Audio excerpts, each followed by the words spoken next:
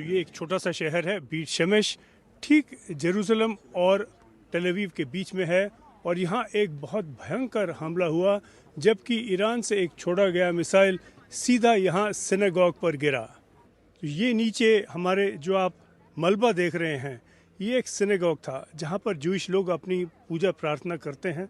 लोग यहाँ एकत्रित थे जब एक सायरन बजा।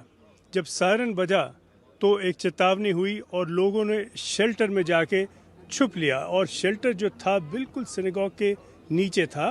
और ऐसा हुआ, इत्तेफाक ऐसा हुआ कह लीजिए कि जो मिसाइल गिरा ठीक शेल्टर के ऊपर गिरा। पहले सिनेगॉग को तबाह किया, उसके नीचे जो शेल्टर था जहां लोग बैठे हुए थे, छुपे हुए थे, सीधा वहां जाके लगा। 10 लोगों ने वहां पे शरण ली या शरण लेने की कोशिश की, सभी मारे गए। तो ये संजय रिपोर्ट बता रहे थे कि किस तरह से रिफत, ये जो इलाका है जिसका जिक्र, यहाँ पर प्रेयर करते थे यहूदी और यहीं पर अटैक हुआ और 10 लोग मारे गए बेत शेमेश। जी बिल्कुल, ये जो एरिया है जैसा आपने कहा बेत शेमेश, यहाँ पे जिव्स जो है प्रे करते थे और ये पॉपुलेशन है वहाँ पे।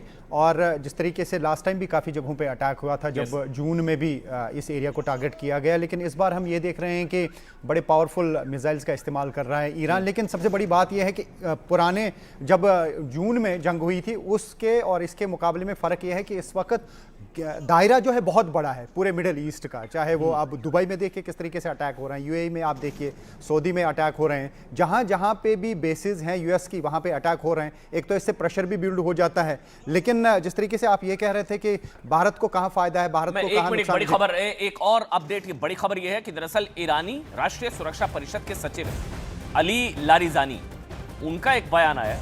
वो कह रहे कि ट्रंप ने पूरे क्षेत्र को अनावश्यक युद्ध में घसीटा, अनावश्यक पूरे क्षेत्र को।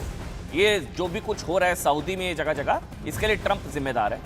अब ट्रंप को अमेरिकियों की चिंता हो रही है, अब ट्रंप को अमेरिकी लोगों की चिंता हो रही है। अपने मकसद के लिए पैसे, इंसान की बलि दे रहा है नेतन्याहू। ईरानी राष्ट्रीय सुरक्षा परिषद का सचिव, उनका बयान, वो कह रहे हैं कि ये इंसानों की बलि दे रहा है नेतन्याहू पैसे के चक्कर में, नंबर 1। नंबर 2, अब इस ट्रंप को अमेरिकी लोगों की चिंता हो रही है।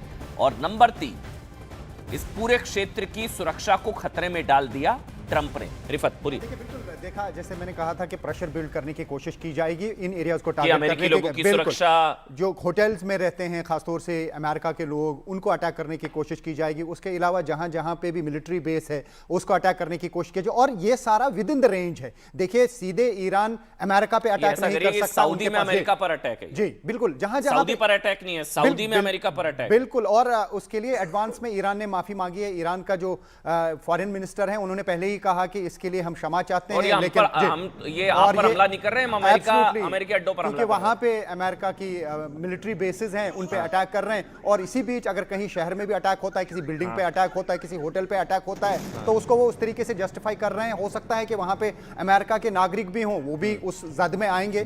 लेकिन पूरा अगर देखें तो इकोनॉमिक बहुत असर है इस पे। मैं छोटी सी मिसाल आपको बताऊंगा। अगर हम बात कर रहे थे कि भारत को भी नुकसान इस गर्ज से है कि मिडिल ईस्ट में बहुत सारे लोग भारत के काम करते हैं। मैं कुवैत गया था और कुवैत में 5.1 मिलियन पॉपुलेशन है। और जब मैंने जाना तो वहां पे कुछ 8 लाख लोग भारतीय वहां पे काम करते हैं। करेंसी वैल्यू अच्छी है, अच्छा पैसा वहां पे कमाते हैं। और जब इस तरीके के हालात बन जाते हैं तो सबको वापस आना पड़ता है, क्योंकि हालात ही भारत तो वैसे ही शांति के पक्ष में। प्रधानमंत्री ने बोला डायलॉग और डिप्लोमेसी से बड़े विवाद को सुलझाया जा सकता है। लेकिन अशोक जी, सुलझाना कोई चाह भी रहा है? ईरान सुलझाना चाह रहा है? क्योंकि अब ईरान तो ऐसा लग रहा है जैसे सुसाइडल मोड में है। वो तो अब जगह जगह बहरीन, सऊदी, कतार, अमेरिकी बेसिस को टारगेट, इससे क्या अचीव होगा? क्या अमेरिका प्रेशर में आ जाएगा? क्योंकि मार तो दिया खामनेई को, जो करना था कर दिया। जी बिल्कुल नहीं आएगा। देखिए मेरे विचार से इस काम से, ये इनके ऊपर जो अटैक कर रहा है, जो हमले कर रहा है दुबई पर, यूएई पर, जो कुवैत पर, बहरीन, ओमान पर, ओमान जो उसको इतनी ज्यादा सहायता कर रहा था, मीडिएट कर रहा था, नेगोशिएशन में उसकी सहायता कर रहा था, मेरे विचार से इन सब कामों से ईरान अपने पांव पर खुद कुल्हाड़ी मार रहा है। उसका मेरे विचार से ये वाला जो रिएक्शन है अमन, ये बहुत ही पैनिक रिएक्शन है, डिस्परेशन है। जैसे वो कहते हैं ना, लौ बुझने से पहले एकदम बहुत ज्यादा जल पड़ती है, तो वही मेरे विचार से ईरान का हाल है। आपने देखा है जो उसके 40-45 सभी टॉप मोस्ट मिलिट्री कमांडर्स हैं, उन सबको खत्म कर दिया गया है। ये आयतुल्लाह अली खमेनी को तो खत्म कर ही दिया, वो तो सुप्रीम कमांडर थे, परंतु और भी जो सीनियर लीडर्स हैं, IRGC के हैं, मिनिस्टर ऑफ डिफेंस हैं, इंटेलिजेंस है, सब, तो ये जो कमान है अभी, ये मेरे विचार से मिड लेवल ऑफिशियल्स के पास आ गई है और उनको कुछ नहीं मालूम चल रहा है कि स्ट्रेटेजिकली हमें क्या करना चाहिए। तो जहां इधर उधर मार रहे हैं वो, और सब जो इनके मित्र थे और अच्छे मित्र हो सकते हैं, उन सबको भी वो अपना दुश्मन बना रहे हैं। दूसरी बात, देखिए इनके पास जो नहीं, वो उनको मित्र मानता भी है सर। अशोक जी, वो उनको मित्र देश मानता भी है। वो कह रहा है कि तूने हमारे दुश्मनों की मदद की, तूने अमेरिका की मदद की, तो हमारा मित्र देश कैसे? नहीं की, देखिए अमन जी, उन्होंने तो कहा था, चाहे सऊदी अरेबिया हो, दुबई हो, UAE हो, कतार हो, सबने अमेरिका को कहा था जो आप ईरान के ऊपर हमला मत करिएगा, क्योंकि अगर आप ईरान के ऊपर हमला करेंगे तो वार की बेसिस पर हमला करेंगे, जैसे उन्होंने डिक्लेयर किया है, और उससे हमारे ऊपर कोलैटरल डैमेज हो सकता है। परंतु अभी जो ईरान कर रहा है, अमन, एक चीज बस, अभी जो ईरान कर रहा है वो केवल बेसिस पर नहीं कर रहा है, वो तो उसने पाम जुमेरा पर कर दिया है। वो तो उनके रेजिडेंशियल एरिया पर हमले कर रहा है, तो वो तो बिल्कुल उनसे दुश्मनी मोल ले रहा है। तो ये मेरे विचार से आगे चलते कुवैत में US फाइटर जेट मार गिराया गया है। युद्ध के दौरान मारा गया US fighter jet. Fighter jet में मौजूद दोनों US पायलट सुरक्षित है। हालांकि यह बताया जा रहा है कि पायलट सेफ है, लेकिन एक फाइटर जेट को मार गिराया गया कुवैत में युद्ध के दौरान। ये US फाइटर जेट, ये चीजें तो प्रेशर क्रिएट करेंगी रिफत।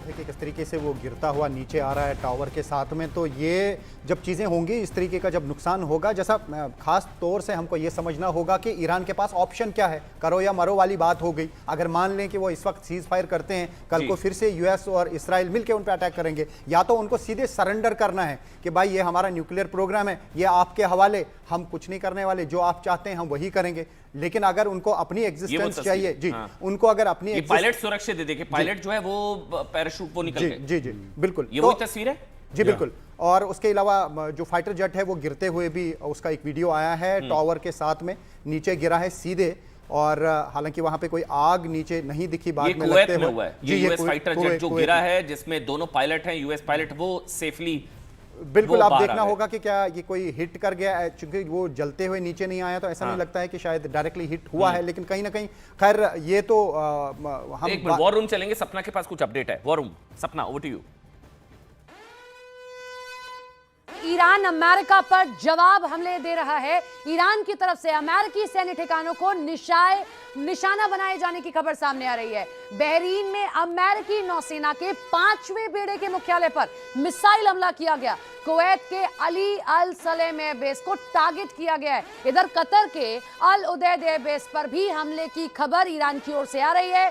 UAE के अल दाफरा एयरबेस पर भी ईरान ने हमला किया है। आसपास के इलाकों को निशाना बनाए जाने का दावा भी किया जा रहा है। इराक के इरबिल क्षेत्र में अमेरिकी ठिकानों के पास ड्रोन और मिसाइल गतिविधि भी देखी गई है। और इन सब के अलावा खाड़ी में तैनात अमेरिकी नौसैनिक युद्धपोतों पर भी हमले के दावे किए जा रहे हैं कि ईरान लगातार हमले कर रहा है। बड़ी बात यह है कि इन हमलों का असर सिर्फ सैन्य ठिकानों तक सीमित नहीं रहा है। दुबई, अबू धाबी, दोहा जैसे बड़े शहरों में धमाकों और एयर डिफेंस एक्टिविटी की खबरें हैं। कुवैत इंटरनेशनल एयरपोर्ट के आसपास भी ड्रोन गतिविधि देखी जा रही है। कई नागरिक इलाकों में ड्रोन गिरने, इंटरसेप्ट होने की भी जानकारी इन सब के बीच में सामने आ रही है।